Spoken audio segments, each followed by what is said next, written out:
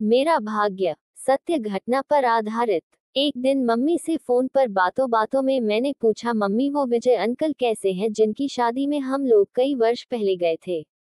बहुत दिनों से सोच रही थी, अब जब भी आपसे बात करूंगी तब जरूर पूछूंगी कैसी चल रही है उनकी जिंदगी। उनकी पत्नी बहुत सुंदर है, देखते ही वो मन को लुभा गई, कितनी आकर्षक है।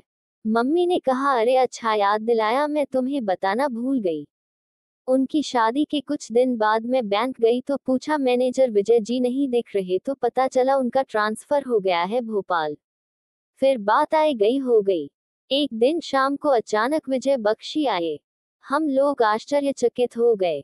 अरे वाह, इतने वर्षों बाद। वो बोले, हाँ शादी के थोड़े दिन बाद मेरा ट्रांसफर हो गया था और अब 5 साल बाद फिर से यही हो गया है। हम लोगों ने कहा, ये तो बहुत अच्छा हुआ। बैंक भी सूना सूना सा लगता था। पापा ने कहा, और बताओ कैसी चल रही है तुम्हारी जिंदगी। तुम तो बिना बताए ही चले गए, शादी के बाद बहू के साथ घर बुलाने का मौका ही नहीं दिया। बहू कैसी है, बच्चे वगैरह है क्या? विजय ने हमें बताया, सब कुछ बहुत अच्छे से चल रहा है। 2 बच्चे हैं हमारे, बहुत प्यारे हैं। लेकिन मैं आप लोगों को इसके पीछे की कहानी बताना चाहता हूँ। अब आप लोगों से क्या छिपाएं। ये बात हमने किसी से नहीं कही और न ही कभी कहेंगे। पता नहीं क्यों आप लोगों से कहने को दिल कर रहा है। हमने कहा, क्यों, क्या हुआ? प्रीति अच्छी तो है। हाँ भाभी जी, बहुत अच्छी है प्रीति। घर को परिवार को अच्छी तरह देख रही है। तो फिर क्या हुआ? विजय बोले, शादी की रात को जब हम प्रीति से मिले तब प्रीति ने कहा, मैं आपसे कुछ कहना चाहती हूँ। मैंने कहा, क्या? वो बोली, शायद जो मैं कहना चाह रही हूँ उसे सुनकर आप मुझे और मेरे परिवार को माफ नहीं करोगे।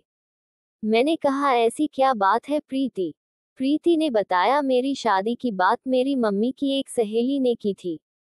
एक दिन अचानक मेरे घर आंटी आपको और आपके परिवार को मेरे घर लेकर आई और आपको मुझसे मिलवाया। उस दिन मुझे लगा मैं आपको सच बता दूं, लेकिन आंटी को इस बारे में कुछ नहीं मालूम था, इस डर से नहीं कहा और आप मुझसे मिलकर बहुत खुश लग रहे थे।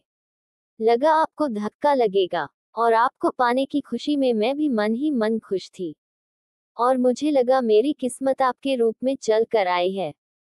ये सोचकर खामोश रह गई, लेकिन बाद में सोचा ये गलत है, आपके साथ अन्याय है और सोचा शादी की रात को आपसे कहूंगी, फिर आपका जो फैसला होगा मुझे मंजूर होगा। मैं ये कहना चाह रही हूँ, मैं आपको संतान का सुख नहीं दे सकती क्योंकि मैं। क्यों प्रीति बोलो, क्योंकि मैं किन्नर हूँ। विजय ने कहा, क्या कह रही हो? प्रीति, हाँ विजय जी यह सच है। प्रीति, यह क्या कह दिया? मुझे ऐसा लग रहा है धरती फट जाए और मैं उसमें समा जाऊं। लेकिन तुम्हें मैं बहुत चाहने लगा हूँ। तुम्हें देखकर कोई नहीं कहेगा कि तुम किन्नर हो। तुम में तो पूरे स्त्री के गुण हैं। रूप रंग से तुम बहुत सुंदर हो, कहीं से भी किसी को कोई शक नहीं होगा। प्रीति ने कहा, जी विजय जी, जब मैं छोटी थी तब से लेकर आज तक मेरे माता पिता ने मुझे किन्नर जाति के लोगों से बचाकर रखा। किसी को भी यह जाहिर नहीं होने दिया कि हमारी बेटी किन्नर है। मैं अपने माता पिता की इकलौती संतान हूँ। मैं बहुत ही मन्नतों के बाद पैदा हुई। उन्होंने मुझे बहुत प्यार और दुलार से पाला है। मेरी माँ पिता का सोचना था शादी तो करनी नहीं है, ये मेरी बेटी बेटा दोनों ही है। लेकिन वो आंटी ने सोचा इनकी बेटी बड़ी हो गई है, मैं अचानक कोई रिश्ता लेकर जाऊंगी तो मेरी दोस्त बहुत खुश हो जाएगी। लेकिन मेरी माँ खुश नहीं, दुखी हो गई थी। उन्होंने उस समय आप लोगों का स्वागत किया, कुछ भी जाहिर नहीं होने दिया, सब कुछ भगवान पर छोड़ दिया। माँ ने यह बात इसलिए किसी को नहीं बताई कि अगर किन्नर जाति के लोगों को पता चलती तो वो लोग मुझे ले जाते। मैं आपको धोखे में नहीं रखना चाहती, इस कारण मैंने सच बता दिया। आप विजय जी परेशान न हो, मैं बिना कुछ कहे यहाँ से चली जाऊंगी, सारा इल्जाम अपने ऊपर ले लूंगी कि मेरी जबरदस्ती शादी की गई है। मैं किसी और से करना चाहती थी।